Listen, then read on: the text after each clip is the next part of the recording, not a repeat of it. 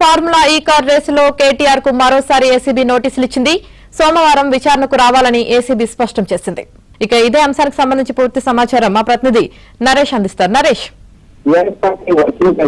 కేటీఆర్ కు ఏసీబీ మరోసారి నోటీసులు జారీ చేస్తుంది. వాస్తవానికి అమెరికా పర్యటన వెళ్లేందుకే 26వ తేదీన ఏసీబీ ముందు హాజరు కావాలి అనేది గతంలో ఒకసారి నోటీసులు ఇచ్చినప్పటికీ కూడా అప్పుడు ఆయన అమెరికా పర్యటనకు వెళ్లి దాదాపు అప్పుడు 2 రోజుల పాటు అమెరికాలో ఉన్న నేపథ్యంలో విదేశీ ప్రయత్న ముగించిన తర్వాత ఏసీబీ ముందు హాజరవుతారంటూ అప్పుడు ఏసీబీకి సమాచారం ఇచ్చారు.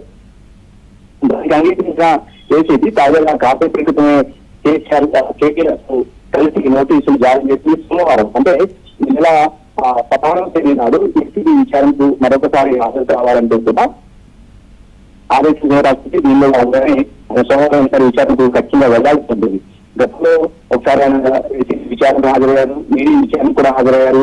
ఫార్ములా ఈ రేస్ కు సంబంధించి అప్పట్లో విదేశీ మార్గ అయితే ఆర్మీ అనుమతి లేకుండా విదేశాలకు మనీ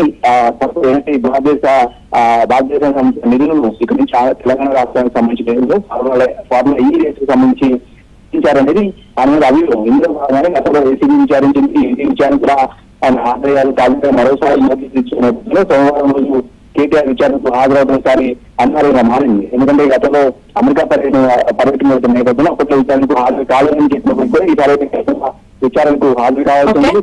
కేసు పూర్వపరాధిస్తే గతంలో బీఆర్ఎస్ పార్టీ అధికారులు ఉన్నప్పుడు హైదరాబాద్ వేదికగా ఫార్ములా ఈ రేస్ నిర్వహించారు. అప్పట్లో అది ఏదైతే అప్పట్లో పురపాలక శాఖ మంత్రి కన్నా కేటీఆర్ మౌలిక ఆదేశాలతోనే నిధులు చెల్లించగా కూడా అప్పట్లో ఆర్థిక శాఖ కార్యదర్శి కొడితే చెప్పిన నేపథ్యంలో కేసు నమోదైంది.